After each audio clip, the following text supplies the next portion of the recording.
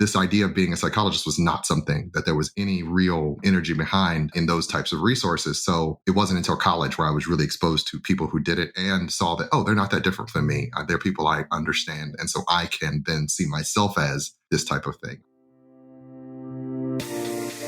Welcome to Black Businesses Matter, a podcast about why Black businesses matter and the benefits of collaborating and advocating for Black businesses to drive impact. Each episode, we will cover legacy, hope, Black joy, funding sources, cultural shifts, equity, and so much more. We will provide inspiration and action while spreading some joy to a thriving community of Black business owners and leading thought leaders. Black Business Matters podcast is produced by the L3 Agency, a culturally sensitive influencer marketing and communications firm in Chicago, where relationships are our currency, passion is our profit maker, and people are our bottom line. I'm Larvetta Lofton, your host and founder of the L3 Agency.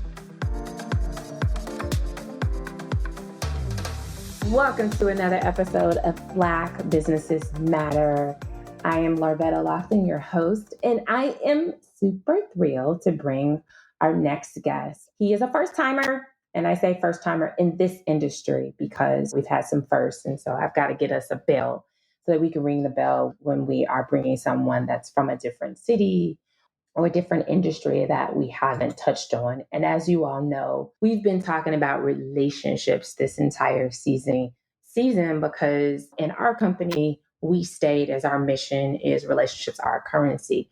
And that's how we're able to do the work that we do for various brands, and the fact that it's been in this business for now 22 years.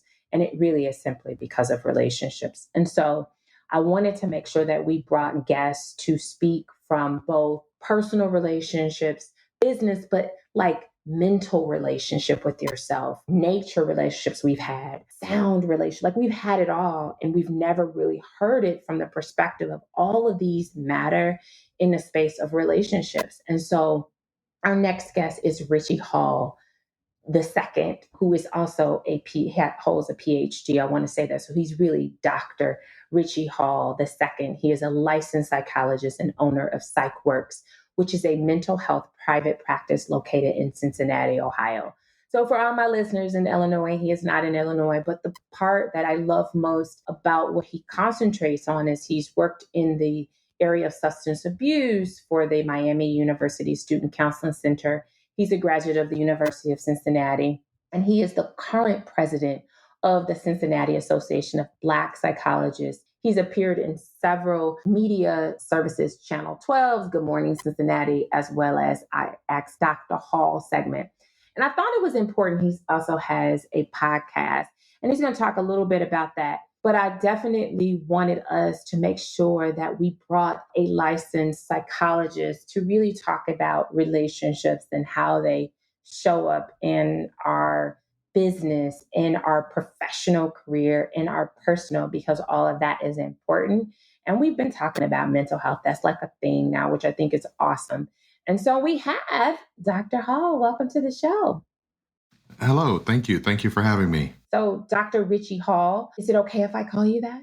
Yes, sure. That's a lot of syllables. So you can shorten it. You can call me Dr. Hall, Dr. Ritch, just Ritch. Dr. Ritch. I like Dr. Ritch. Okay. Yeah, there you go. All right, Dr. Ritch. I like that. I just like to acknowledge people for the work that they do. And when you hold a PhD, I think that's important. And so I want to make sure that we don't lose sight of the level of work and effort that you've put into your practice, into your work.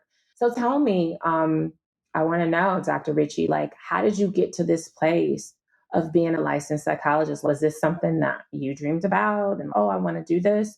Or was this something that you literally, sometimes it is just by mere the fact that somebody let you go, when it comes to businesses, and you just found your thing after that. I'd love to hear your story behind that. Sure. So actually, I always had a vision to be this, but I can't say that it was a clear vision. I always say that in middle school, somewhere around early high school, I said out loud, I want to do two things. I want to make comic books and I want to be a psychologist, because I learned that being a psychologist was just, be a good listener who helps people. And you get an office with a couch and a plant. So that seemed totally up my alley, and I could set my own hours. And so I went to college, messed around my first couple of years, and then finally met one of my mentors, Dr. Ken G, who was the first Black male psychologist I had ever met. And suddenly it seemed as if I could be this thing. Like he felt no different to me than like an uncle or my father. Like he was just a Black man who did this for a living and talked about psychology. And so I essentially began to pattern myself off, like, what does it take to become this? And I would meet him for office hours. And then I met my other mentor, Dr. Kathy Berlew, who was she's a very venerated, very scholarly Black female therapist, or not therapist, psychologist. She does do some therapy, or she has a license in therapy, but she's more of a researcher. And so Dr. Kenji was an educator, she was a researcher, and I wanted to be a clinician, which was not what the two of them wanted to be. And so then we'll bring in my third mentor, Dr. John Thomas, who was a private practice clinician. And each of them had a very important part of my journey. I called them mentors for a reason, in part because I chose them to be people who would lead me on this path to become what I'd become. And whenever I'd hit a roadblock, they're the first people I go to and say, what is happening? Because I don't understand. Because often when you have an idea, it doesn't mean you know where it's going, or the people who've been down the road can tell you where the obstacles are. And those were the people who've been there literally through my entire career since I was in undergrad at UC, helping me along the way.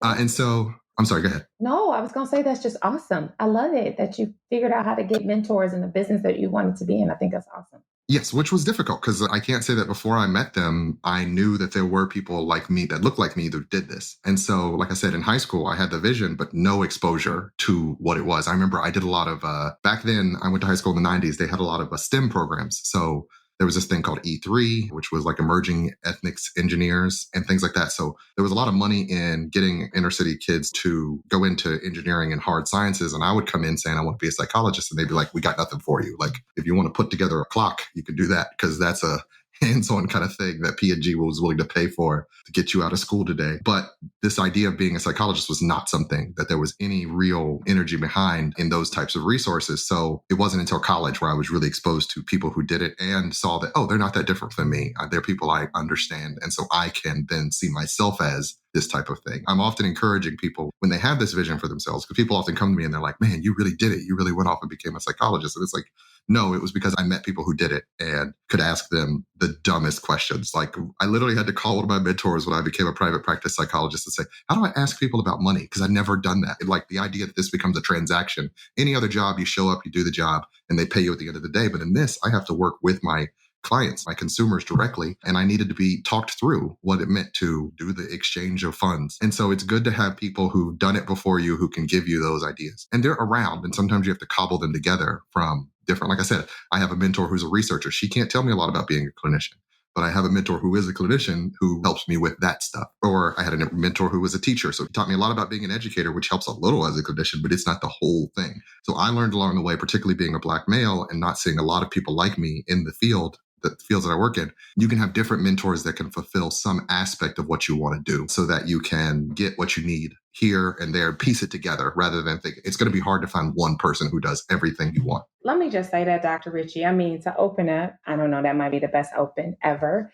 because I love that you say that, because mentorship doesn't have to be someone that exactly does what you do. And I'm so glad that you brought that up and that you were able to really take pieces of what you wanted to do and find the mentors in those pieces. And I think it's so important, because oftentimes when we talk to young people, it's like, I can't find anyone that does. Like, okay, well, that's okay. Find this mentor may be good at, to your point of asking for money. And when you said that, I was like, oh my gosh, I remember when I felt that same way as a business owner. Like, how do I ask for money and then see them next week? Like, it was the weirdest things. It's not a thing you do in many other spaces, but as an entrepreneur, when you're a small business owner, you got to get into the habit of having these. Now it's secondhand for me. Like, look, you're going to owe me. You owe me $75 if you don't show up. Just understand that's my time you wasted. But earlier it was like, ooh, how do I bring up the fact that if they no show me, that's a cost and they gotta pay? It's like, no, people waste my time. All right. So understand, you don't show up. You're supposed to be here at 6. That's going to be $75 off rip, and it's coming out your credit card. So that's on you. Yes, I totally agree. Like, it's such a thing. But I remember I would have anxiety, like, oh my God, I have to tell them this. Oh gosh, what am I? And now to your point, it's second nature. Well, my time is important. Like if you miss a meeting, I don't really care. I'm not calling you if you miss it. That's on you. Right. That's on you. You know you're supposed to be somewhere. Exactly. So I love that you brought that up. So in this place of psychology, one of the things I want to ask you is, was the science of psychology, was that something that you were exposed by your parents? Because oftentimes this space of mental health in the space of Black families was not something that was even talked about. I mean, it wasn't even on the kitchen table. Like it was like, no. And if the psychologist said something, I mean, it was like, we don't talk about this. So Don't talk about family business. No. Nope. There's a stigma. There's definitely a stigma. So I could say, and I don't want to out my parents or anything, but so my father is actually a pastor. And so that was kind of a sideways way. Like I would see him counsel people, or I would see people come to him for advice. And that helped me to see, oh, there is an avenue wherein people receive help. Like people go to the people around them for advice and support. And when you're that person, people might come to you. And so that was my minimal exposure. Like my dad always had a fascination with psychology, but he's an engineer. So he could do versions of it, but he couldn't fully like commit his life to it like I did. And my parents are Black parents. I love them, from the cradle to the grave. But, I often tell other practitioners, it's like, yeah, you can't therapize your parents though. Like, don't try to be a therapist with your family because they've known you since you were a baby and you just haven't been on this earth long enough to tell them what to do. So the same stigmas applied coming up. My parents were supportive of mental health, but also don't tell family business. You ain't crazy. Like I remember hearing a lot of very stigmatizing language coming up. And both my parents have master's degrees. So that kind of helped with the transitions through college. I often tell young people, like when you're going to college that first few years, if your parents haven't been to college, once again, find a mentor who knows the system, because a lot of going to college is knowing how to navigate the space. And the space was not built for us as Black people, unfortunately. It was built for other people. And in that way, it's very easy to, once again, to run into those roadblocks. So there wasn't a lot of necessarily support around psychology. I was going to college. That was a mandate in my house. If I was smart enough, I was going to keep going to graduate school because they understood that world. But it was more, I remember one of my other things that I say, and I said at the beginning, I wanted to make comic books and be a psychologist, and they were not for art. You know what I mean? Like in the 90s and 80s, artists starved. So there was no way they were going to let me pursue that path. Now, they would let me become a social worker, making maybe $30,000 a year. So I could starve doing legit work, but I couldn't starve playing with crayons and colored pencils. A lot of the same stigmas that a lot of people grew up with, I also grew up with. I just found, for me, what worked and the ability to sort of traverse those spaces, in part, like I said, because I developed the right types of relationships that helped me in these spaces where I didn't always feel 100% welcome, didn't always feel understood.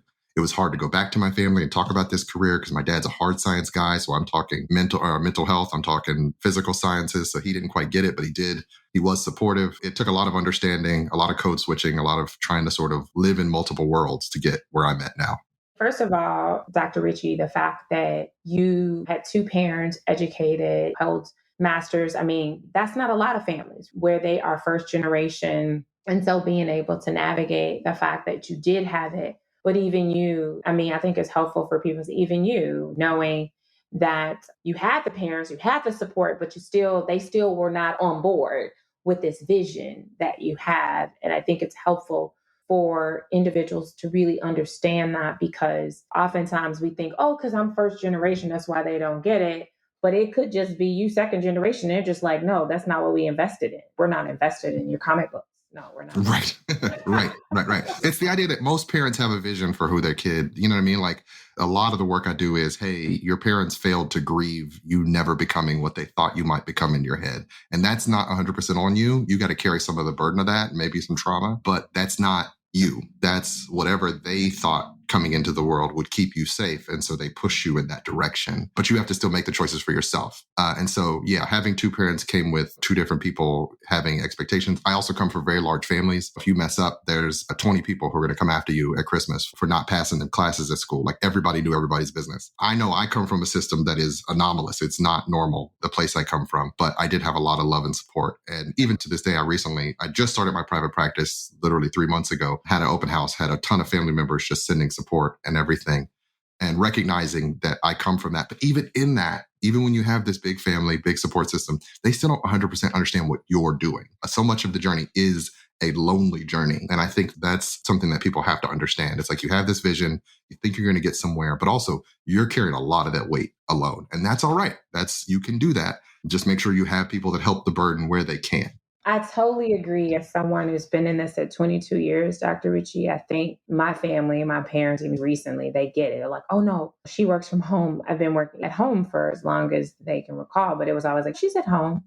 I don't know what she's doing, but Right. always Right. on the phone and she has that laptop open. I don't know, and it wasn't until literally my mom was like, she's not asking us for money. So she must be doing something. She must be getting money. She's not doing anything for nothing. And I came from two parents who had businesses and were entrepreneurs. So there was some level, but they didn't quite get it. So I do. So I want to talk through, as you've been a psychologist in this space, like, what is the difference? And I'm only asking this because I'm just wondering, what's the difference between, and you said it's psychologists and therapists? Is that a dumb question? But No, it's not a dumb question at all. So basically, it boils down to there are many different designations. You could be a licensed social worker and do therapy. You can do a counselor and do therapy. You could be a licensed family and child and family therapist. Like there's a lot of different routes to what most people assume is therapy. And psychologist is one of the routes. But psychologist is also a wide umbrella of people who do research. There are neuropsychologists. There are industrial and operational psychologists. So it's a much wider net under the banner of psychology that people can do. And it's a lot of things that people don't even think about. Like I have friends who work, not NASA, but the Pentagon. I have former classmates who work for the Navy. I have former who work for Microsoft doing Halo games. There's actually a colleague of mine who, you don't think about it, but to make a video game person walk down a hallway, you have to refresh the screen at a certain speed. And you have to do something so that the angle of essentially the line of sight looks in a way that the human mind won't get weirded out by it. You don't think of that as psychology, but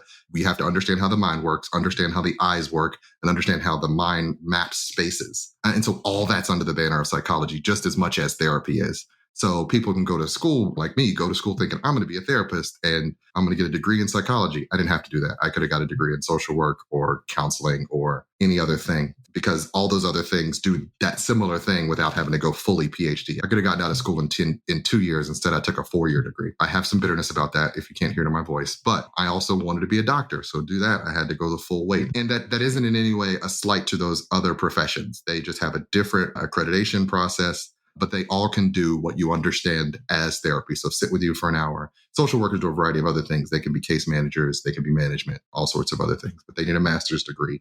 And they are trained in helping you understand yourself in a way that allows you to remove whatever mental illness or stress or interpersonal obstacles are causing you distress. That's largely the best way to understand what we do as therapists. You want to be something, stuff's in the way. Is it you? Is it other stuff? How do we help you get it out the way? And I do think that it's so funny that you bring up, as I remember my first introduction from a relationship of psychology of a psychologist was at school. She was the school psychologist. And it was almost like going to her was wrong. So it's like, you going to the psychologist? You must be crazy. And so this idea now that it's now a good thing, I'd love to hear your thoughts on that. Like I did. And then I went to school with others and they would then say, oh, I have my weekly session with my psychologist. And it was like, your weekly session with your psychologist. But in school, it was like, you're crazy. But outside, when I think about my friends, and they would say, oftentimes psychologist was their term, and a few would say therapist. Now that we're in this space of mental health, I just want to say today, saying therapist, psychologist is now breaking that stigma of it's okay. But before, it was just like not okay. And what have you seen? I'm just curious, Dr. Ritchie, like, what do you see as helping us break it? Is it because it's now a thing? Or is it because now we have more access to it? A lot of it is all of that. So there's a lot of things out there removing the stigma from mental health. And I think one of the things that definitely caused the latest boom is everybody was stuck at home having an existential crisis because the world shut down in a way it hadn't in our lifetimes, right? And so that definitely took its toll on the human psyche. And people had a lot of anxiety that they needed an outlet for. And one of the ways that we found an outlet are these devices we carry in our pockets, these supercomputers that send us data all the time and we are tethered to. So a lot of people got on the TikToks and the Snapchats and whatnot, and we're talking about going to therapy, which helped to reduce the stigma.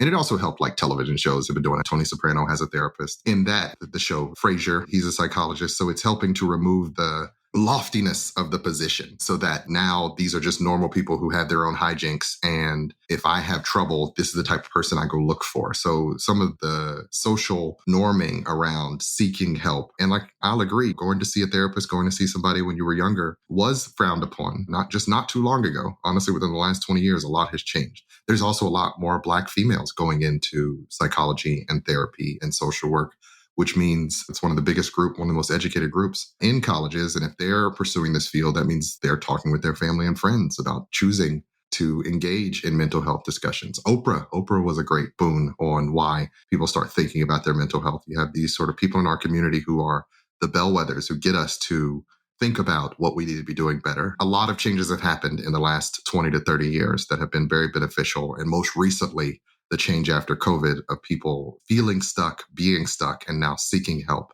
And unfortunately, what we found on the end of that is there's not enough of us. So because of all that stigma for so long, too few of us have been trained.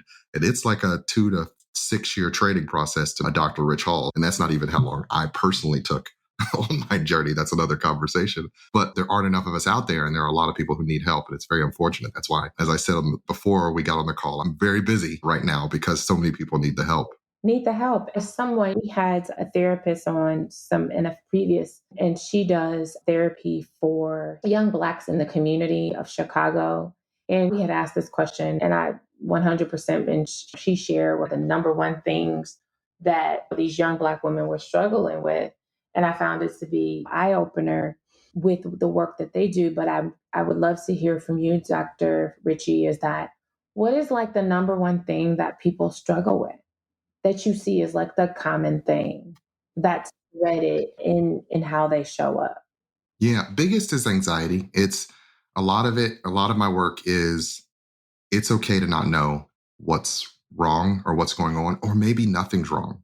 A lot of times we have this very sort of Disney society where people assume things are supposed to work out, things are supposed to be okay, and you should be smart enough to avoid all trials and tribulation. That's impossible. And the assumption that you're making that things are going to go wrong is often a faulty assumption in and of itself. You don't actually know what's around every corner. And so there's a host of us who are in a space where dangers are relatively low. Now, there are people who live in environments that are more traumatizing, where the dangers might be more prevalent. But for a lot of the people that are able to afford therapy and have the health insurance that they need to pay for my services, they're much more relatively safe than they feel. And that feeling is very profound. So a lot of my work is trying to help young people, older people manage this internal system that causes them to go into high alert when nothing may be wrong. And how do you help someone regulate their body and regulate their mind so that it doesn't feel like it's controlling them, but that they can develop control of it? And so that's a lot of the majority of the work that I'm doing is around anxiety. And once you step away from anxiety, it's a lot more, once again, relationships. So how do you have healthy relationships with family members, with friends? How do you develop romantic partners? I deal with a lot of Black men who society has changed dramatically, as I said, in the last 30 years, where they're being expected to develop some tools around communication, around managing their emotions, and nobody taught them these tools. And yet, in order to date in this marketplace, they now need these tools and they are ill-equipped. And one of the frustrations that I personally have is I'm trying to teach them the skills and they go out to their normal groups, lovers, parents, whatever, and they are continuing to be actively shunned for trying to develop these skills around vulnerability and emotional intelligence. So it's like you're fighting on multiple fronts, like society's saying you need to change, but the people next to you are saying, why are you not acting like what I see as a prototypical man? So yeah, first is anxiety. Second is having healthy relationships. A lot of people out there feel very alone. I'm dealing with a lot of that, particularly once again in my Black males, feeling very alone and unable to connect and just needing friends, just needing people to support them and a sense of connection in the world. They're doing great in their careers. They're doing great in their personal lives. In some ways, all the stuff on paper looks fine, but they're very alone. And I'm trying to help them break out of themselves and seek those connections that we all know they need, and they'd be healthier if they have. Oh my gosh, Dr. Ritchie, I think it's important. And I think as we talk through relationships, do you believe that this idea of like relationships, and I believe it's about relating to others, is really necessary for you to have good health? Would you say that in that space of mental capacity? Oh, absolutely. Yeah, no, I think having good mental health is important. I think having good physical health is important. And I think We underestimate. American society is very good at not looking at some of the soft benefits and problems. We underestimate the benefit of social health, having healthy, supportive social community around you. And without that, you're going to struggle. You could have the best paying job, you can have biggest house, biggest, nicest car, but if you don't have good social relationships, you're going to feel terminally alone and it's going to suck. It's crazy we're talking because you don't think about that, but we've heard having good relationships, and I've been blessed to have really great relationships. There will be people that say, oh my gosh, I don't have any relationships. I feel so alone. And I'm like, wow. And so the thought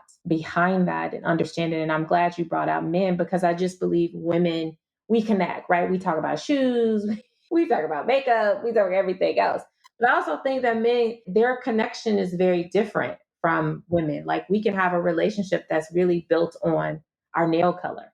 Yes. So women have a lot of built-in, like society has built in a lot of things for women to immediately connect around, a lot more social outlets, like book clubs exist for women, travel clubs exist for women, all these things, and that women just naturally have created because they're more social creatures. Whereas men have sports. Mostly they have fashion to some degree, like you can connect over Jordan, but not as many other outlets, particularly outlets where there is parasocial sharing, where you're actually talking to each other about your emotion. And there's a ton of studies that show that because women tend to be more social, talk to each other more, and engage more on a social level, they're healthier overall. Like men tend to be more likely to die alone because they don't maintain their relationships. What often happens, the process for most men that most people consider healthy is they meet a woman, they engage in the woman's social circle, they have kids, they now engage in the kids' social circle, the kids grow up, they empty nest for a while. If they stay in the relationship, there are a lot of divorces. If they divorce, they might end up with another wife or they do that whole cycle again.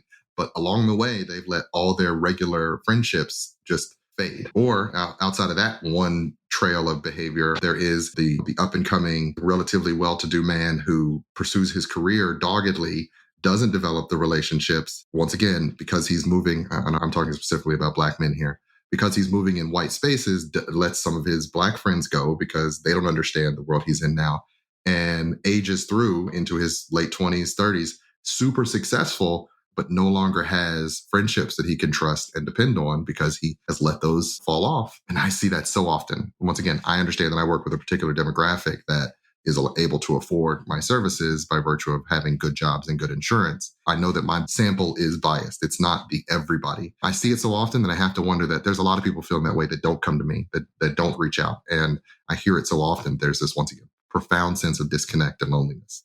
Guys, if you're listening, Dr. Ritchie, who is a licensed psychologist, is really talking about this idea of healthy relationships, obviously, around yourself. And it's just been a wealth of information. And I want to be able to make sure that Dr. Ritchie shares how people are all over the country, Dr. Ritchie. So how can they learn about you and connect to you as someone who really has some level, and I say some level of specialty in this place of Black men mental health around this space. But of course, I do work for all in that space, but you definitely have some experience in dealing with that, namely. So could you share your handles, your website, so people can connect to you? I'm available on the internets at psychworksllc.com. That is PsychWorks, as in Psychology Works. I can be found on the Twitters and the Facebooks under PsychWorks LLC. I have a podcast called Psychologize U, which is a podcast where I talk about mental health. I've got like 4 or 5 episodes of that. I'm working on getting some more episodes out. And so I could be found in largely those spaces. And if you go to my website and you live in the state of Ohio, I can see you in person for therapy. If you live in other states, there's a thing called PsyPact, which does allow me to see people in 35 states across the country for telehealth. But you got to look up to see if you're in one of those PsyPact states. And I also do life coaching through my website. So you don't have to come for therapy. If you just want to talk about career stuff, I can do life coaching or interpersonal stuff that isn't deep, getting into your history therapy stuff. I do life coaching as well. So I try to keep, once again, my umbrella pretty broad because I want to help as many people as I can in this journey that I'm on, because I know I only get one round.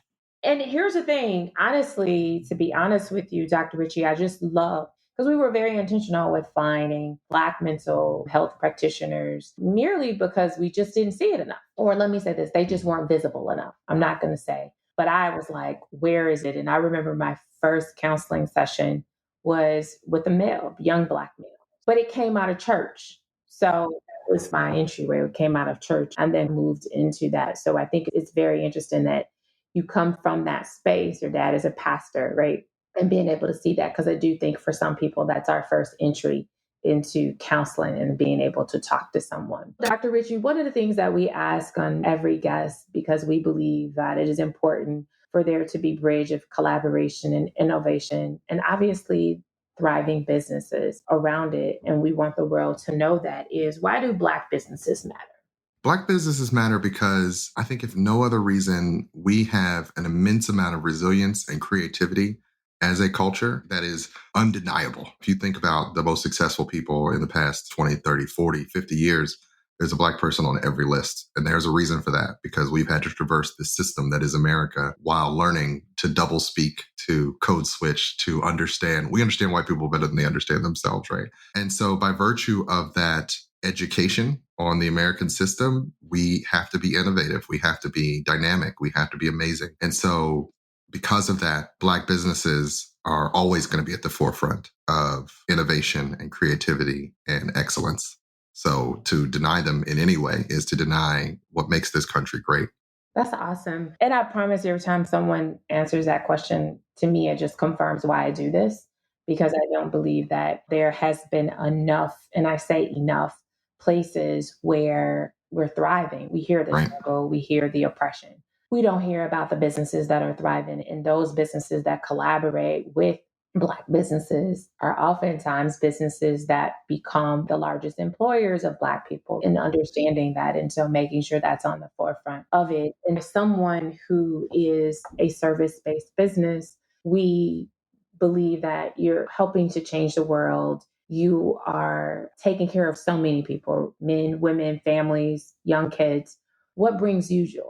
My family. So I got 3 kids, and they are genuinely the light of my life. They remind me that all this hard work is worth something, and that, the future is probably not as bleak as sometimes I might get in my head about, because I got to make a better world for them. And once again, creativity. I'm a big fan of creativity. And so seeing something new, learning something new is always something that makes me happy, makes me smile every day. And we live on a very beautiful planet. I take a lot of long walks. That's how I keep my mental health in check. And just checking out the sunset, checking out the sunrise, and taking a minute to take stock, all the stuff around me that is a blessing to me, is how I keep myself mentally in a safe place.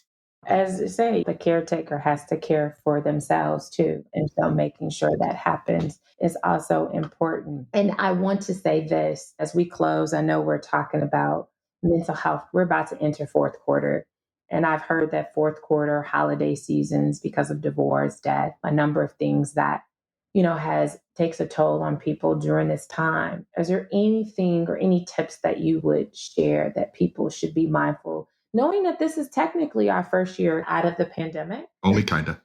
And I say kinda, because I promise you, if you get on the plane, it doesn't look like we are, but I still wear my mask the rest of the way. Yeah. Recommend that there are still spaces where you should wear a mask. I still believe that, and the plane is one of them that I feel like, and going to the hospital or going to the doctor's office, I still want to wear mine. I don't want to be around that. So my biggest thing is always being reflective of what your expectations are for the holidays. A lot of times we get so caught up in the commercialism of these seasons, and really it's about connection. Once again, it's about relationships. It's about spending time with those people that you care about, and going into that open to what your needs are and what these people can actually provide. Because sometimes we get a little ahead of ourselves on what we want from the people around us. And what needs can you take care of? What needs can you have expectations for others about? And how do you truly connect? It isn't about just buying things for people and doing things for people. Sometimes doing things isn't so bad.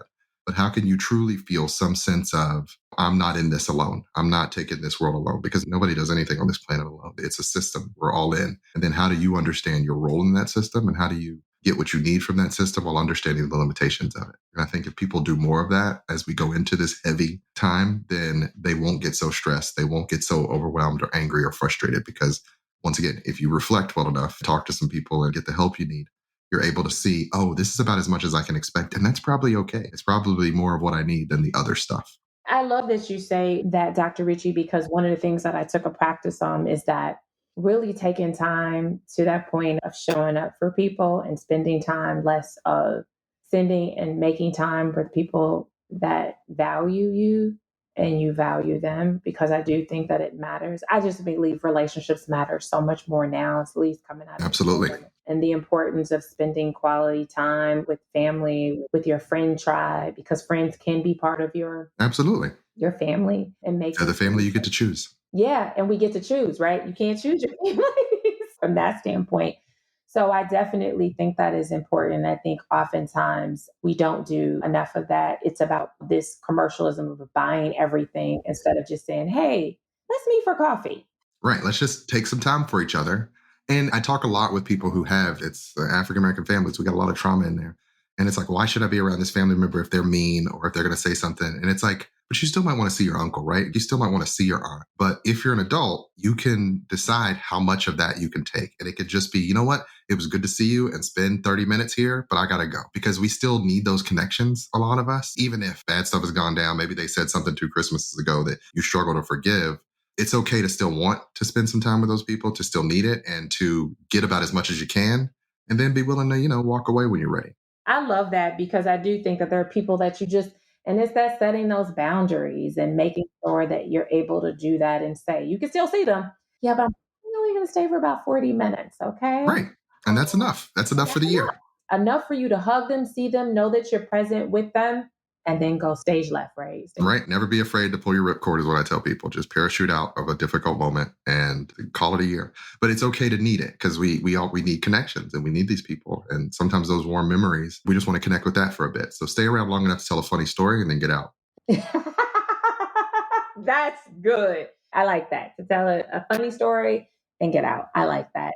I just want to say thank you so much, Dr. Ritchie. I just want to salute you to the work that you do. Obviously, you're doing amazing work. You are the president of the American Black Psychologists. And so the opportunity for other people who may want to consider this career, I think it's awesome, the work that you do in Cincinnati, but then just the work that you're doing across the country to be able to help people, I think is amazing. And as I say to everyone, service workers during pandemic, we were talking about the healthcare workers, but I don't think we do enough to say thank you for the mental health workers, the people that are servicing the mind and helping people to process. So I just want to say thank you so much for being a guest of Black Businesses Matter.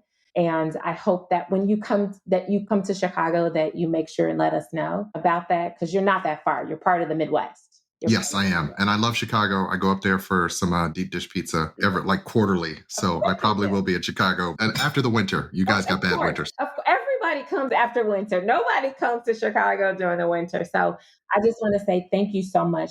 Thank you all for listening to another episode of Black Businesses Matter. See you soon. Thank you for joining us this week on Black Businesses Matter podcast. Make sure you subscribe to our podcast wherever you listen so you will never miss a show. You can also follow us on social media at the L3 Agency and at Larvetta Speaks. If you love the show, leave a rating so that we can continue to bring you impactful episodes. You can also take the pledge and order our merch at our website at thetl3agency.com. THEL3agency.com. Thanks for listening, and see you next week.